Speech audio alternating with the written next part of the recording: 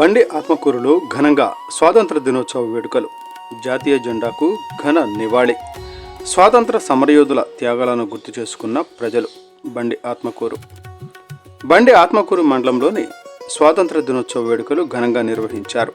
మండలంలోని తహసీల్దార్ కార్యాలయం, police station, మండల పరిషత్ కార్యాలయంతో పాటు ప్రభుత్వ కార్యాలయాలు, ప్రాథమిక ఉన్నత పాఠశాలల్లో జాతీయ జెండాలను ఆవిష్కరించి స్వాతంత్ర దినోత్సవ వేడుకలను ఘనంగా నిర్వహించారు. తహసీల్దార్ కార్యాలయంలో తహసీల్దార్ పద్మావతమ్మ, పోలీస్ స్టేషన్లో ఎస్ఐ జగన్మోహన్, మండల పరిషత్ కార్యాలయంలో ఎంపీపీ దేరెడ్డి చిన్న సంజీవరెడ్డి వారి ఆధ్వర్యంలో వేడుకలు నిర్వహించారు. ఈ సందర్భంగా జాతీయ జెండాకు గౌరవవందనం సమర్పించి స్వాతంత్ర సమరయోధుల త్యాగాలను స్మరించుకున్నారు. పాఠశాలల్లో నిర్వహించిన కార్యక్రమాలలో విద్యార్థులు దేశభక్తి గీతాలు, సాంస్కృతిక కార్యక్రమాలతో అలరించారు. స్వాతంత్ర ఉద్యమ కాలంలో దేశం కోసం పోరాడిన మహనీయులు ఎదుర్కొన్న కష్టాలు, చేసిన త్యాగాలు, దేశ స్వాతంత్రం కోసం వారు సాగించిన పోరాటం గురించి వక్తలు విద్యార్థులకు వివరించారు. ఎంపీపీ దేరెడ్డి చిన్న సంజీవరెడ్డి మాట్లాడుతూ, స్వాతంత్రం కోసం ఎంతోమంది మహనీయులు తమ జీవితాలను త్యాగం చేశారని ఎంపీపీ దేరెడ్డి చిన్న సంజీవరెడ్డి అన్నారు. వారి త్యాగాల ఫలితంగానే మనం నేడు స్వేచ్ఛగా జీవిస్తున్నామని పేర్కొన్నారు. స్వాతంత్ర సమరయోధుల ఆశయాలను ప్రతి ఒక్కరూ గుర్తుంచుకోవాలని, దేశ అభివృద్ధిలో యువత, విద్యార్థులు భాగస్వాములు కావాలని పిలుపునిచ్చారు.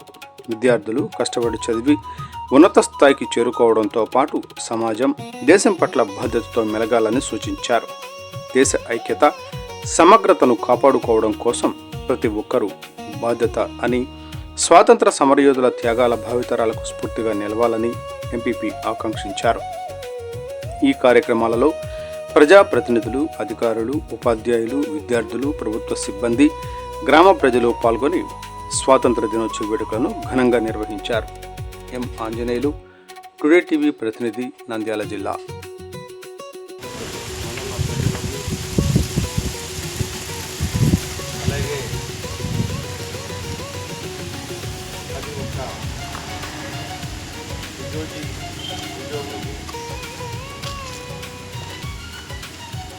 పత్రికా విలేకరులకు,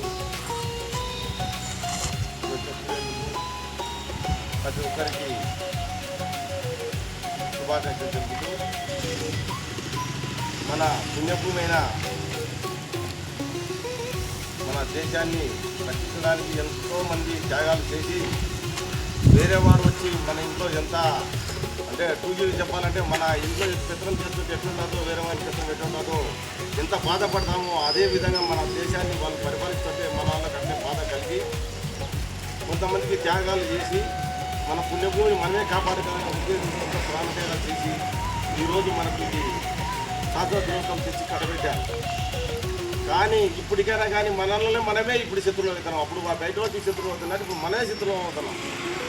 ఆ శత్రువులు దేశాలు లేకుండా ఏ రాజకీయాలు ఉంటే ఏమిన్నా ఆయనతో వరకు గెలిచే వరకు ఓడే వరకే ఉండాలి. కానీ చదువు విధానాల్లో రాజకీయాలు ఉపయోగించకుండా శత్రువులు వాడు ఎక్కుతుంటే మనం దించాలని చూస్తుంటాం.